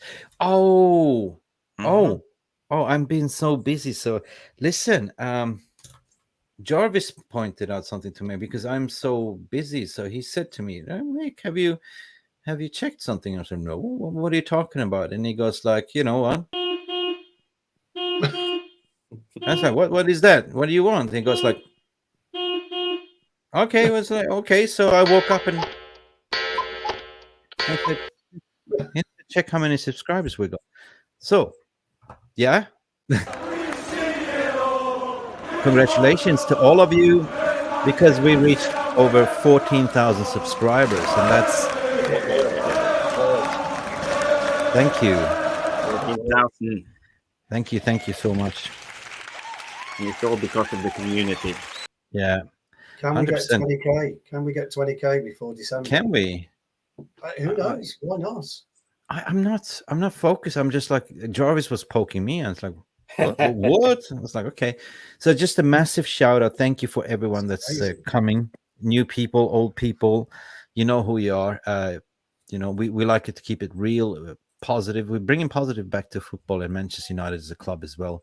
You know, so what we try to do is just, you know, I'm not here to cancel everyone. That's what we call Realist TV. You know, that's to be real, right?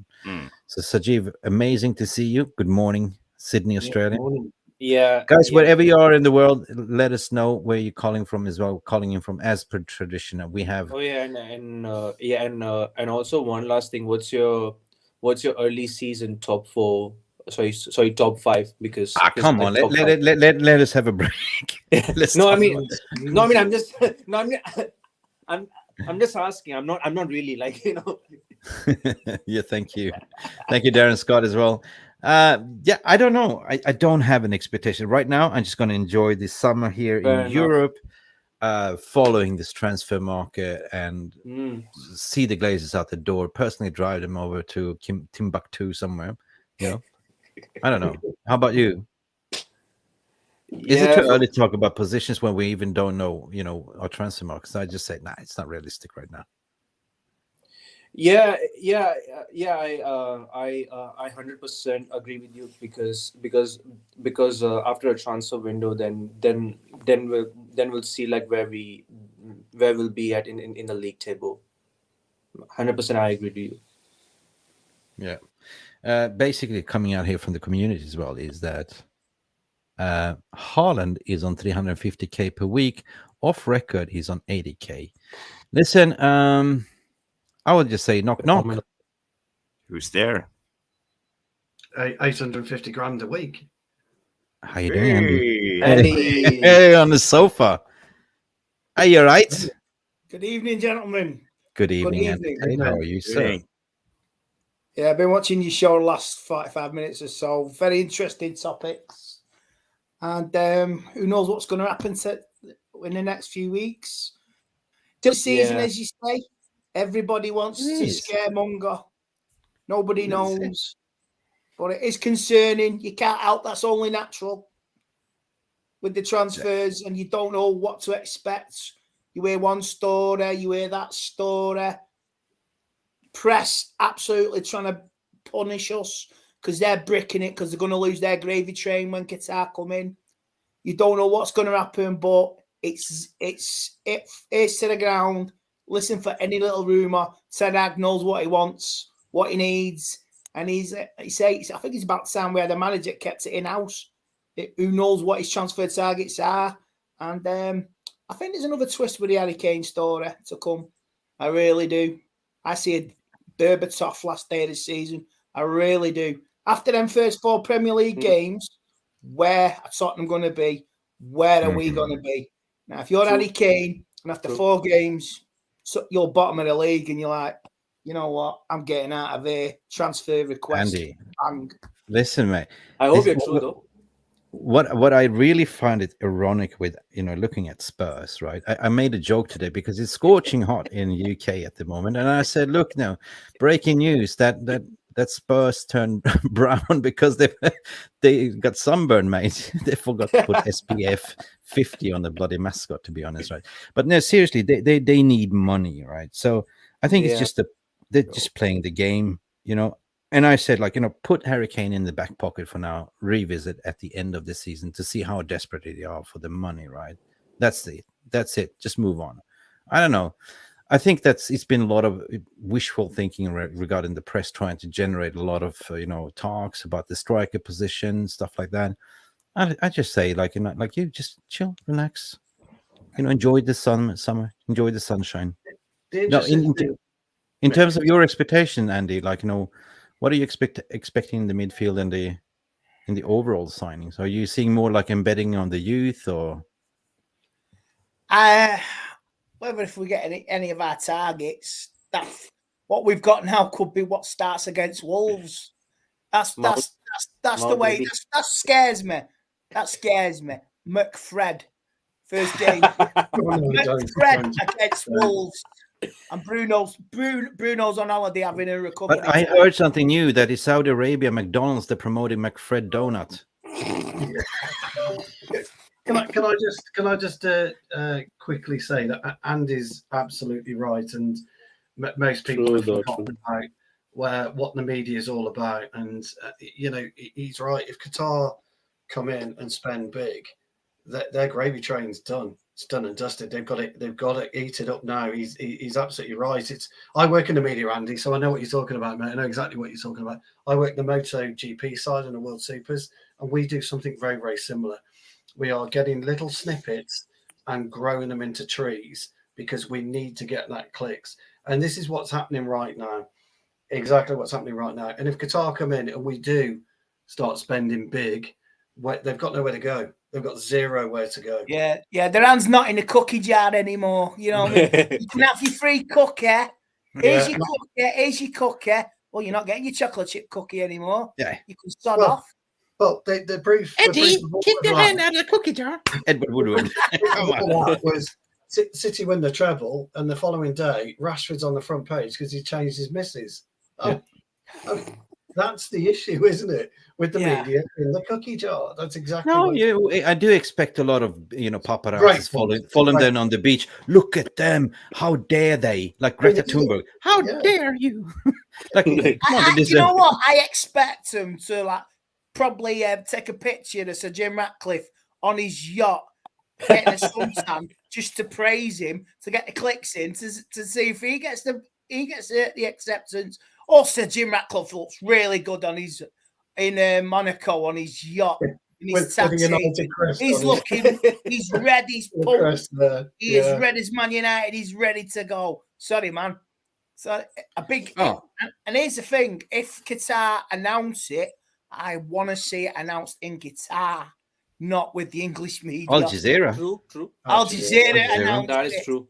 And just tell the English media, you know what? Sorry, see ya. It's so. Nobody gets an exclusive. Say goodbye. You have Andrea Bocelli singing "Time to Say Goodbye." Maybe Rio does it. I don't know. Maybe Stevie Howison get involved, get the paddock, get the fan channels in. I would laugh. Yeah, but one none thing, of the English media get anything. Listen, before we close the shop, one thing that doesn't compute with me, right?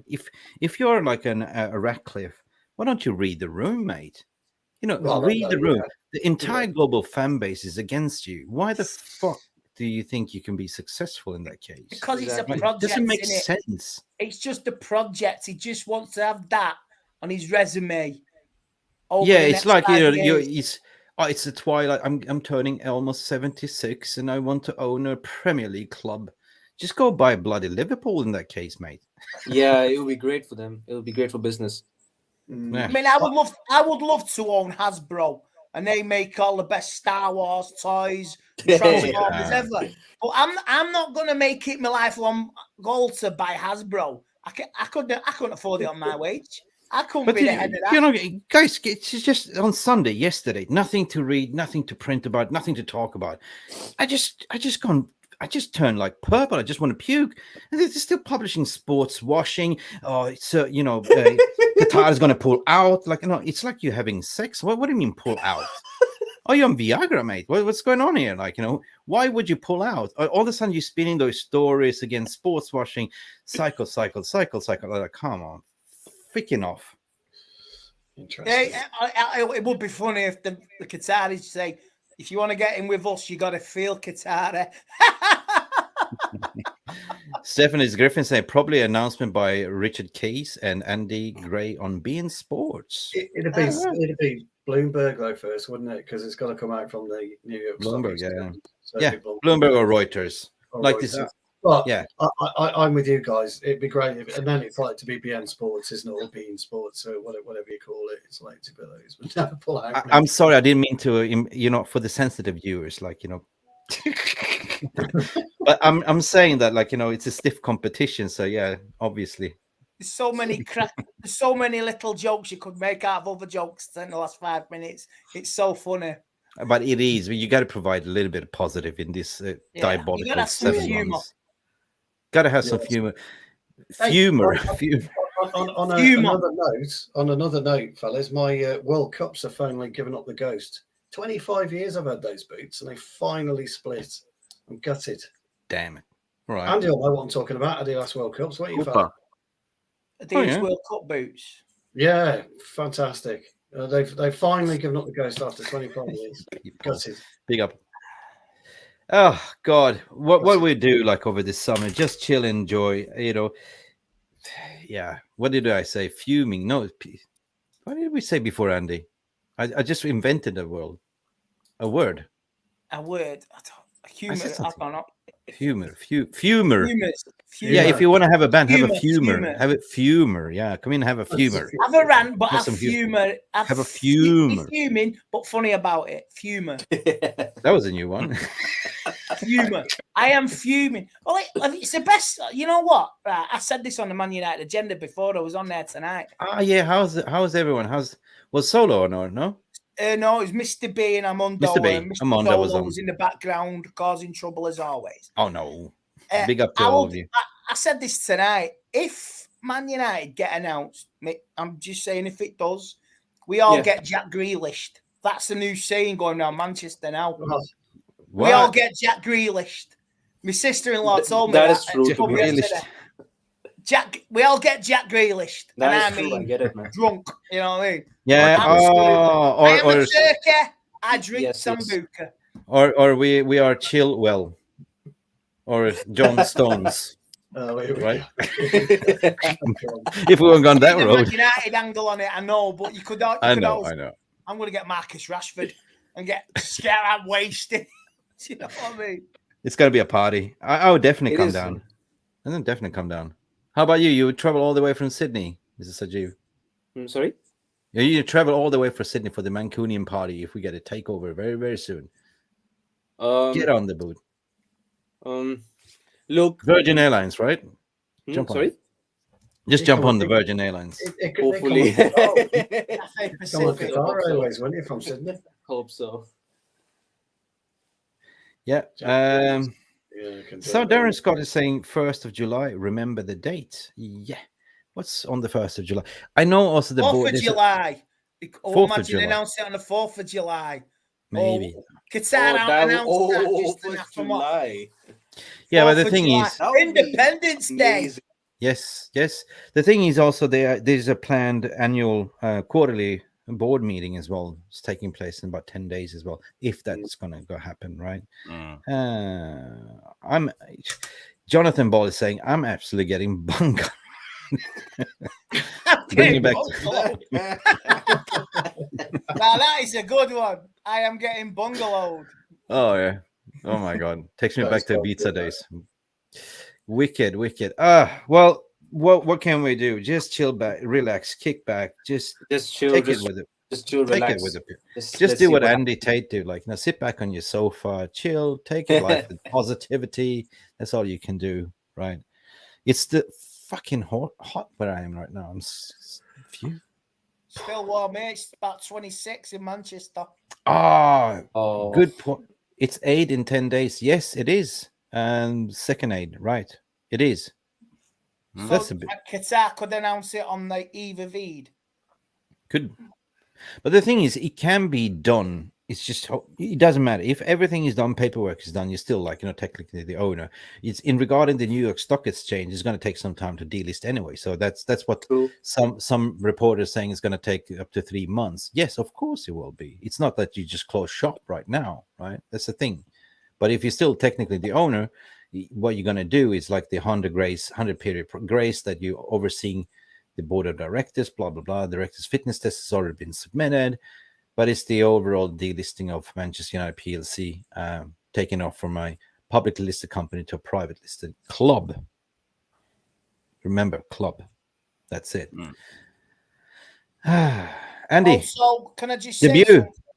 It is your debut, actually. It is the first time you come in, mate. Happy to have you. Thank you. I appreciate it. I just want to say want to say rest in peace to my good friend Kevin. He was a big Man United fan. He's been doing the socials today. He's been in a wheelchair. I think he's like 50 odd.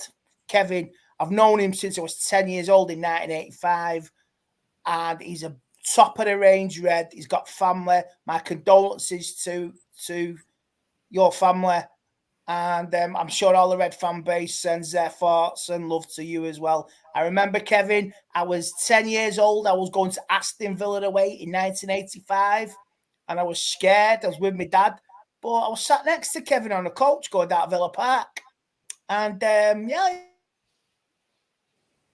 year old kid, and he was like, so is this your first United game? Yeah, this is good. And United won 3-0 that day. So I'll never forget Kevin. I've seen him over the years as well.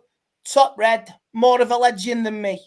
So rest in peace, Kevin, and condolences to your family. God bless. God bless to Kevin.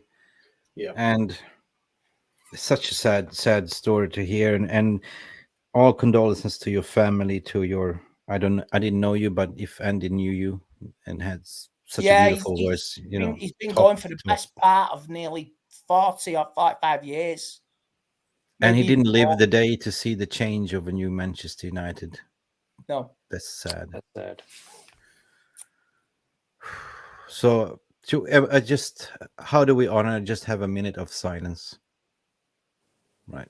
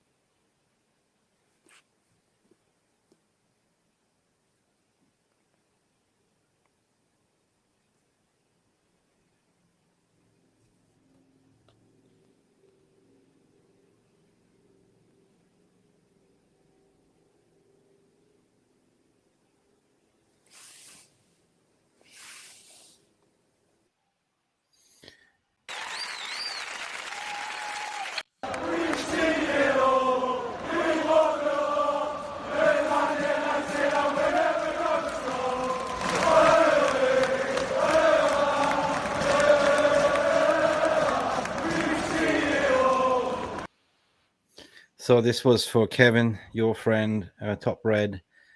All respect to you, and thanks for sharing, Andy, as well. I didn't know Kevin, but it's losing somebody. Very big in Manchester, very big within the Man United. He went home and away every season, and he was friends with do you know Alex Need?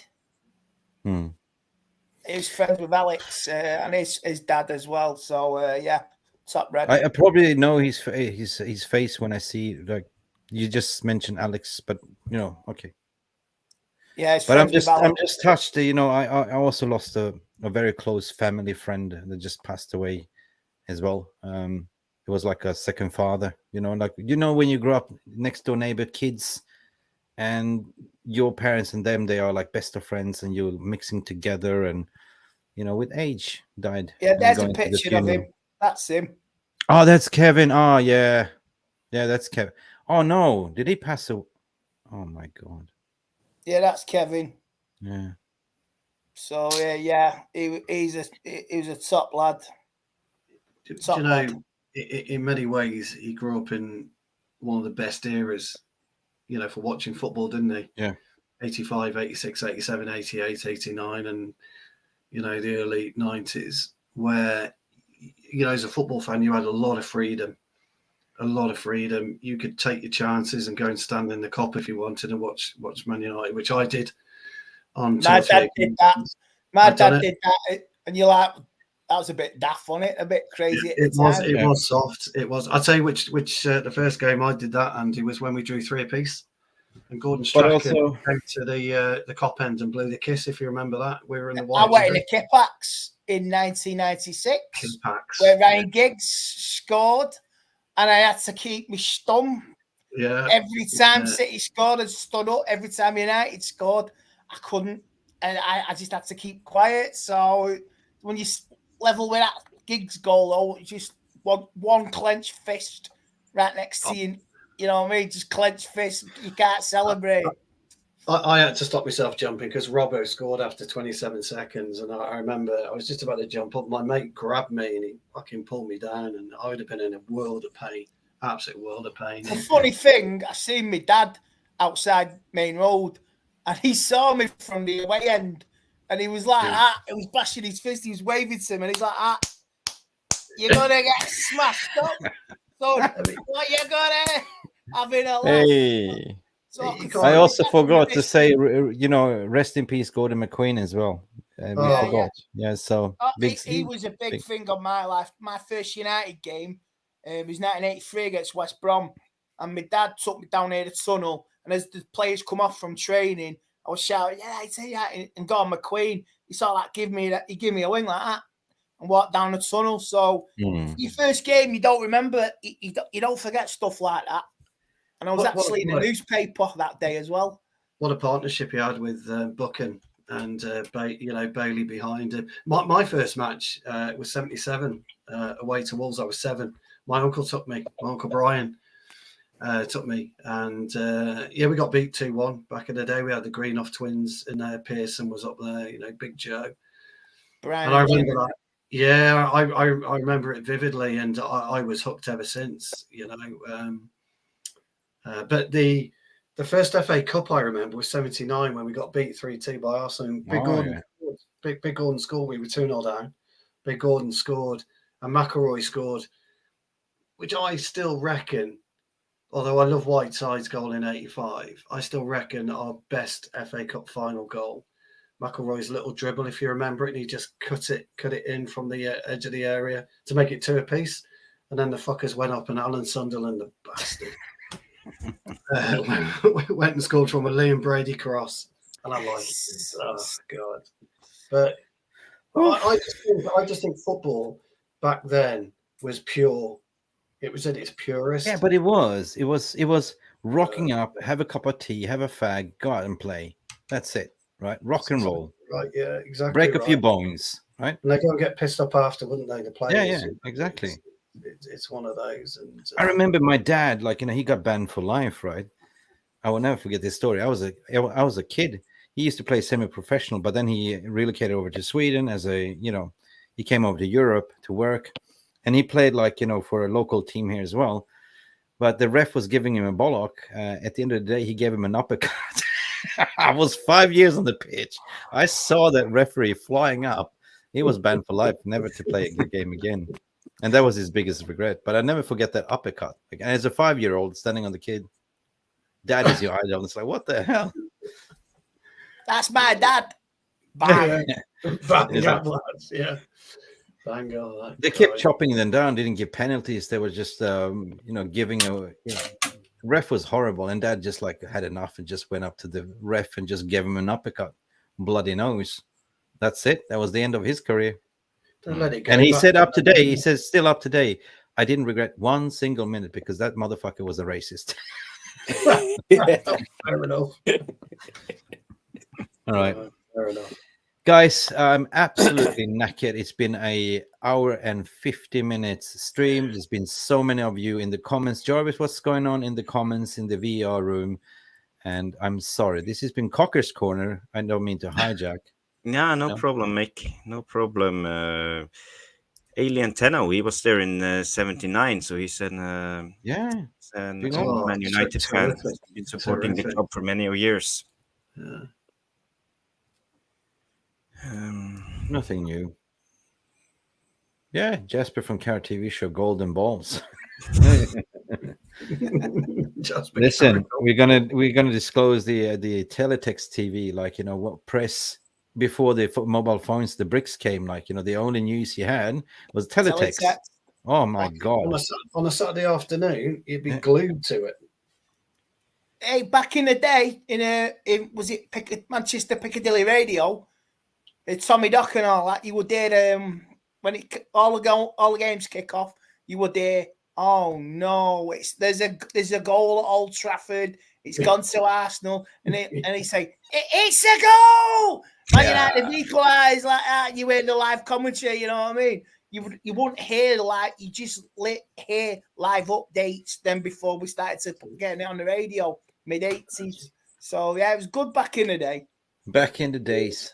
But we're moving forward. Like, We'll be how back, many man. We'll be like? back. Don't worry, Please, man. how many likes so far do we have here? I forgot. I neglected all of you, but please, burn extra calories by pressing that like button if you're on diet. I always say that it doesn't cost you anything. Lift your finger, guys, and Yeah, press. I love this channel, You're Mick Jarvis. amazing. Big up to all of you. I have got it. Jonathan Liljeberg, all the way from Sweden, from southern part of Sweden, if I remember. Good night, sir, and thank you for all your support.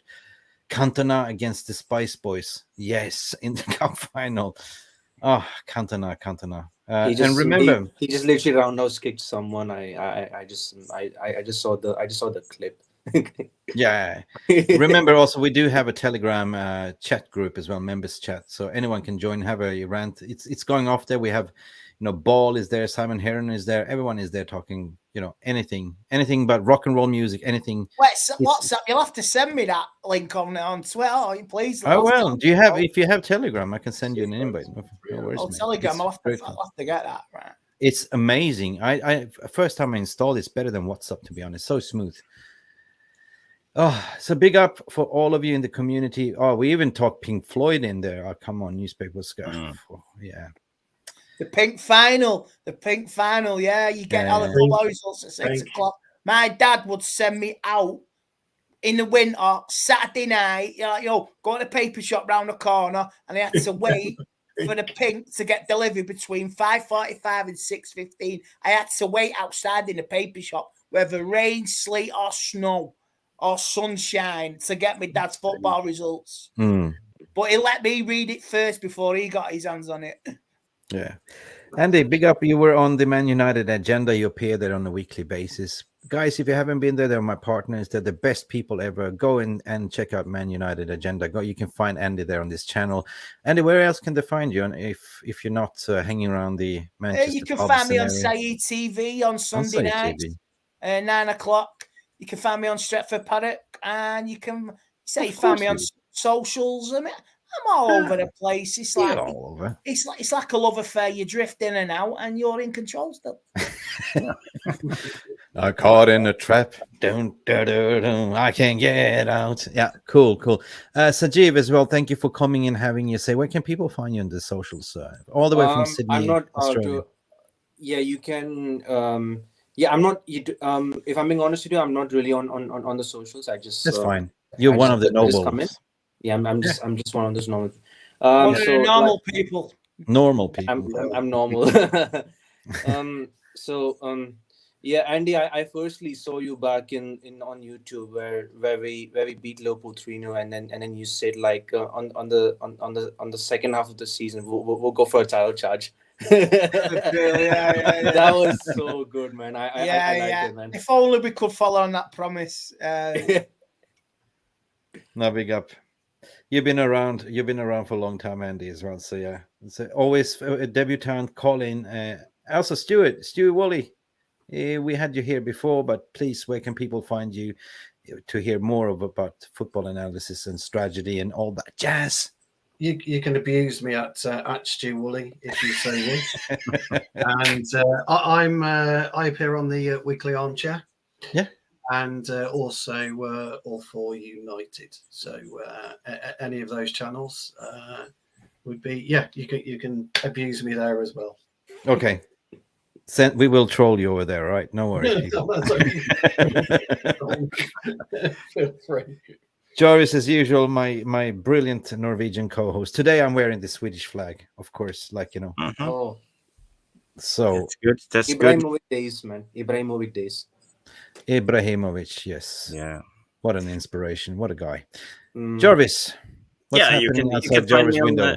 You can find me on Twitter, Bowley77. You can find me on this channel always. And you can find me on Mr. Structure's channel, Therapy Army. So Therapy Army. Nuruddin, yeah. Wicked. Yeah. Is Nuruddin doing a show on the hour or two? No? I think he's Wednesday. He's doing a show Wednesday. Message me bit tonight. I don't know if he's doing one tonight, but he's doing one Wednesday. Yeah, and we normally go on Nora's channel as well, so it's great fun as well. He's getting very passionate, and congratulations for everyone. Congratulations for 14K subs. This one is for you as well. Thank you. Happy 14. If we reach the 14, why not 15 and 20, whatever? Yeah, it's fine, you know. Cool. I am absolutely gassed. It's been a content without having a content today. It was just about all of you fan base all over the world having a say. You know, so you guys in the VR room, you have actually been driving the content if you didn't realize, you know. But for all of you that tuned in today, massive shout out, massive shout out for supporting Mufc Realist TV ever since we started 11 months ago. 14K is surreal. I don't know how to. I will cry soon, but I don't want to cry. Thanks, Andy, for coming in as well. Hopefully, we see you again. Oh, you 100%. will. You will. I'm Oh, pretty yeah. sure you will. I will. And we will party soon, right? Oh, yeah, like it's 1999. It is. Oh, We yeah. all come to your Hope so. pre-parties at Andy's house. I've got 2 chairs. It's going to be a tight squeeze. I'll bring the snacks. All right, guys. Mick Ruby here. Brilliant. Jarvis Cocker to the this way. Stewie, Andy, and Mr. 𝒂𝒊𝒔𝒉. You got it right. I got it right. I'm absolutely tired. It's been a relentless day, but I had my say. You all had your say. And what do we say? We can finish with the famous words of Jonathan Ball. It's Love, peace, and love, banana time. That's Jonathan Ball. Now, but we also say, like, you all had your say, so we give you back today. Thank you so much. Have a good Thank evening. you. Cheers. See you later. Cheers. Bye. Hello and welcome to Mufc Realist TV.